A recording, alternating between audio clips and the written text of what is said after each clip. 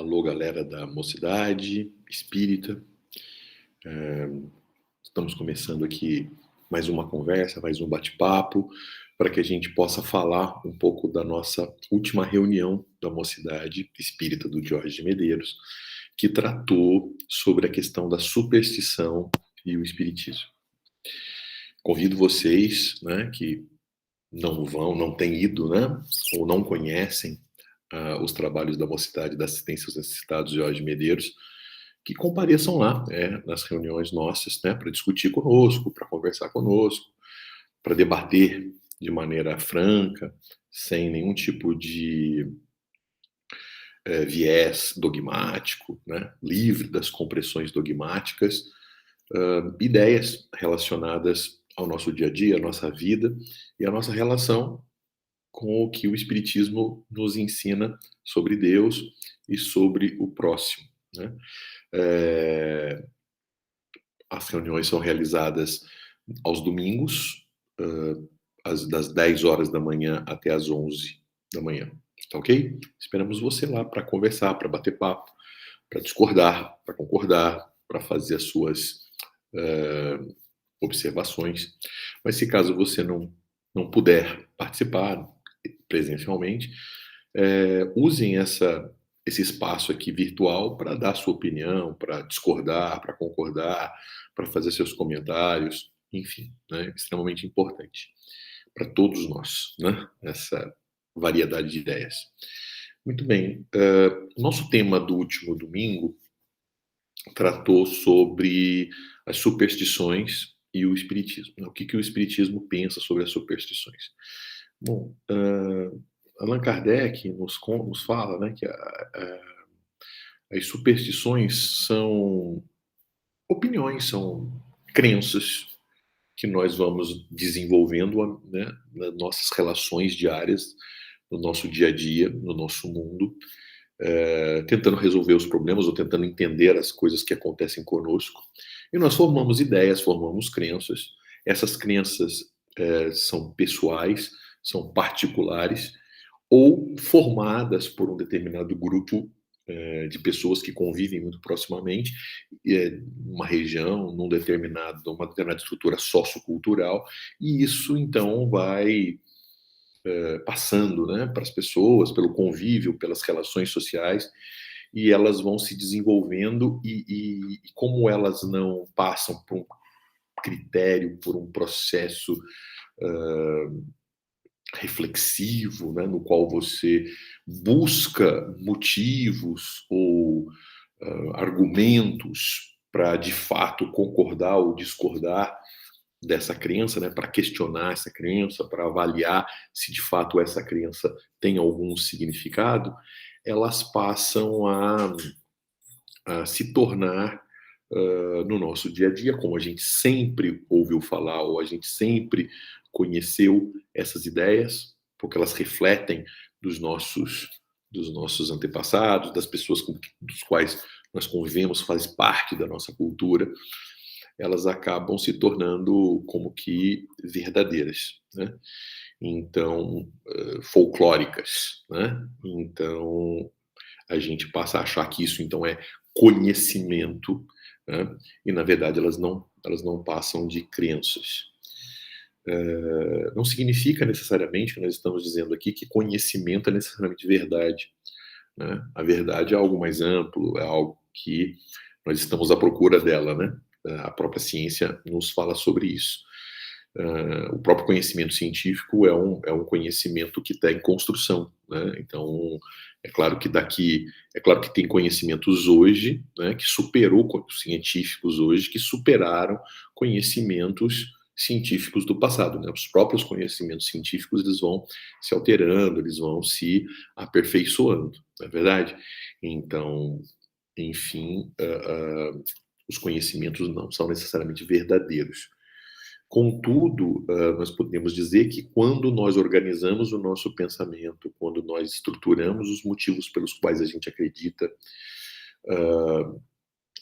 e a gente se apoia, né, as nossas crenças, elas se apoiam, os nossos conhecimentos, perdão, eles se apoiam em conhecimentos bem fundamentados já bem estruturados do ponto de vista lógico e tudo mais, a possibilidade do erro, né, a possibilidade da falha é menor, né? A possibilidade de nós estarmos então no caminho que leva a essa verdade utópica, ela é mais significativa do que simplesmente você fazer ilações, você formar uma ideia, formar uma opinião que não encontra sustentação, né? Que não encontra motivos, que não encontra argumentos sólidos, né? Então, na verdade, a superstição ou as superstições, todos nós a temos, porque faz parte da nossa tentativa ou da tentativa humana de tentar controlar tudo, né? Nós temos a nossa ansiedade, os nossos medos, as nossas angústias de alguma forma, com relação ao que vem, com relação ao futuro, com relação às coisas que nos cercam, faz com que a gente tente controlar tudo, né? A gente gostaria de ter um controle de todas as coisas, saber exatamente o que as coisas vão acontecer e evitar que certas coisas aconteçam e direcionar as coisas para que aconteçam aquilo que a gente deseja, que a gente quer. Só que nós não temos um controle total do futuro ou das coisas, né? A vida está em constante transformação e a gente nem sempre tem controle das coisas. E as coisas acontecem, trazendo muitas vezes crises, né? Acontecendo coisas que nos tira da zona de conforto, que tira a gente da nossa conveniência, e isso gera então uma crise. E a crise faz com que a gente tenha que se alterar, tenha que se modificar, tenha que se transformar, né? O Darwin, né, o grande cientista, né, o grande biólogo, né, naturalista inglês, ele, né, nos ensinou, né, nos mostra pelas suas teorias, pelos seus conceitos, e todos os dias nós vemos isso confirmado, é que a natureza, né, ela está sempre em transformação, ela está em contínua transformação. E, portanto, a evolução, né, conceito que ele propõe para aqueles que sobrevivem à natureza, para aqueles que não se extinguem, são aqueles que, de alguma forma, entendem esse processo de transformação, ou, se não entendem, têm mecanismos, têm processos de se adaptar a essas mudanças, né? E por se adaptarem a essas mudanças, elas sobrevivem a essas mudanças, a essas transformações. Elas se adaptam melhor a essas transformações e elas sobrevivem. Elas ficam. Aquelas espécies, né, que não são capazes de se adaptar às mudanças que a natureza traz, elas então se extinguem, né? Elas não conseguem se reproduzir, e se elas não conseguem reproduzir, elas não conseguem passar os seus genes, e, portanto, elas desaparecem, né?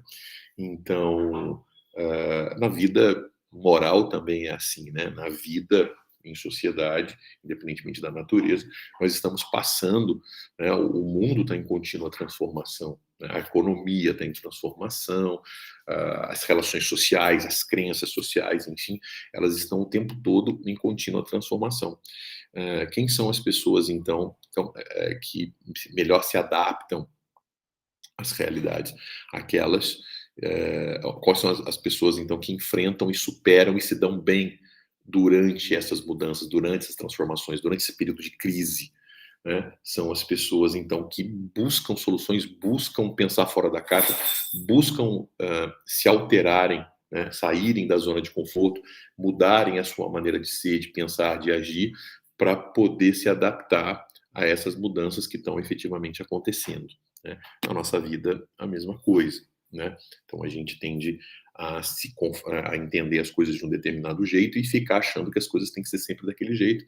E as coisas mudam, as coisas se transformam e a gente, então, se vê obrigado a mudar, a se alterar e tudo mais. Então, contudo, a gente,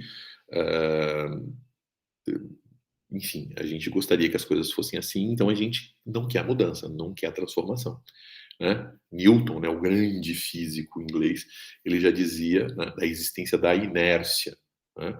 Então, os corpos, de uma forma geral, tendem a manter-se eh, em repouso, né, se nenhuma força atuar sobre eles, ou eles tendem a continuar em movimento com a mesma velocidade, na mesma direção, no mesmo sentido, se também nenhuma força atuar sobre eles, né? Então, é a chamada inércia, ou seja, a tendência das coisas, dos corpos, né, da matéria, em se manter eh, sem transformações, sem mudanças, né? A mesma coisa na vida moral, quer dizer, Newton observou isso nos fenômenos naturais, nos corpos materiais, mas também na vida moral a gente observa isso, né?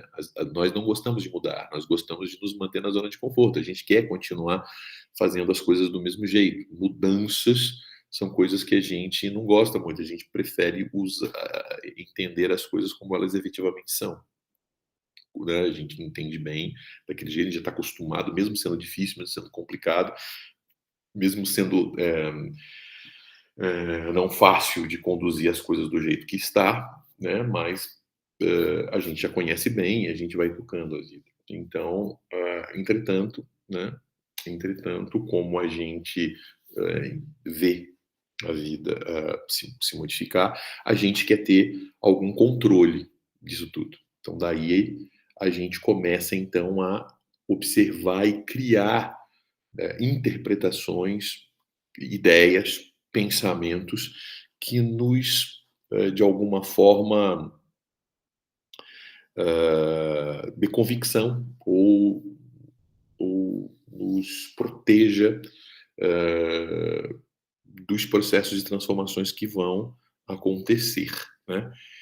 É por isso que o ser humano criou a ciência, né? Então, a ciência, os estudos, a observação, a experimentação, as discussões, né? Esses estudos eles são importantes para tentar compreender as coisas e, a partir dessa compreensão ampla, a gente tentar controlar as coisas que vão acontecer.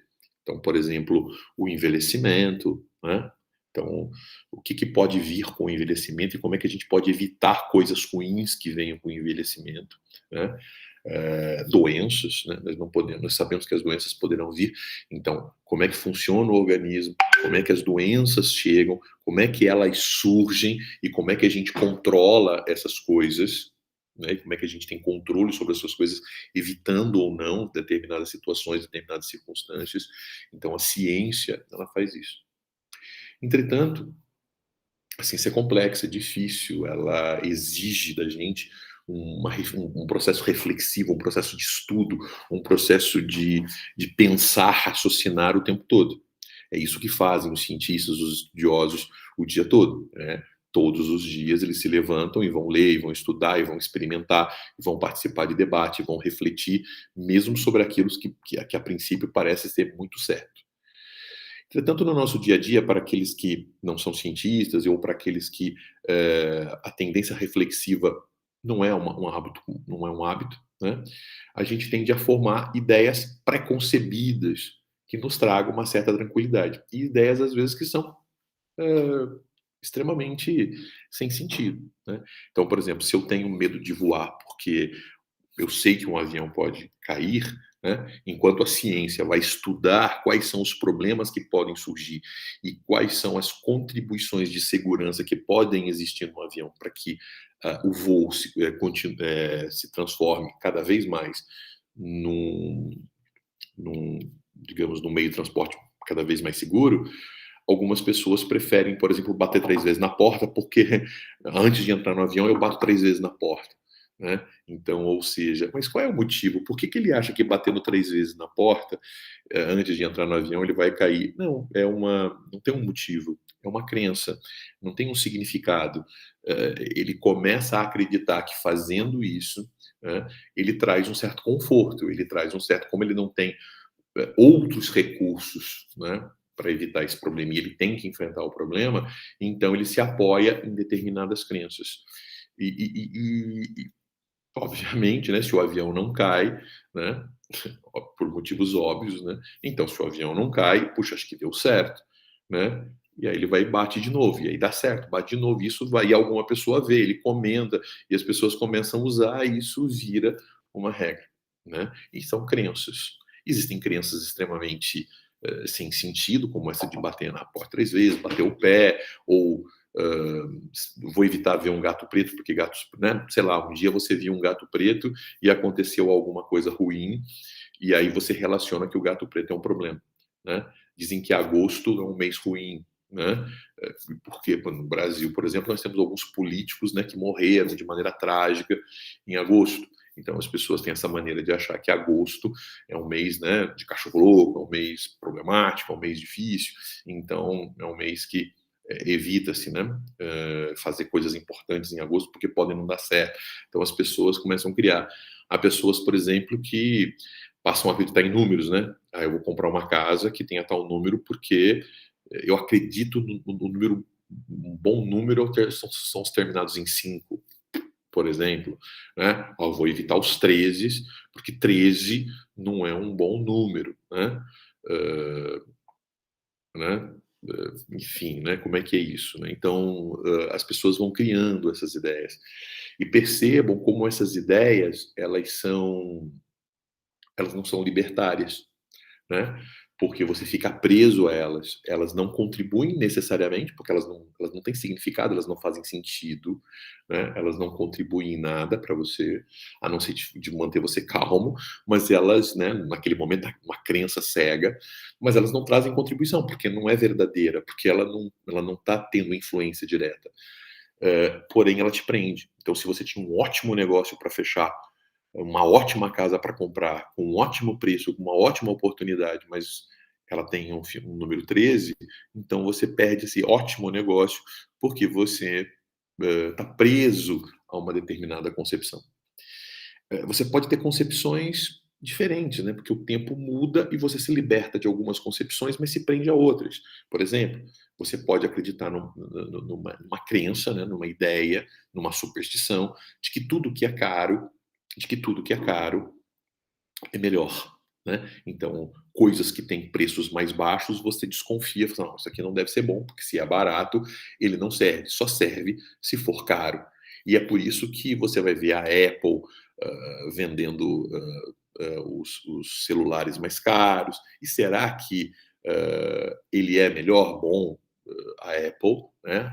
O iPhone, ele é muito bom, mas será que não existem celulares, smartphones tão bons quanto e com um preço não tão alto? Será que o preço que é cobrado num Apple não é também devido a essa superstição, podemos chamar assim, essa crença, né, moderna de que tudo que é mais caro é de fato melhor?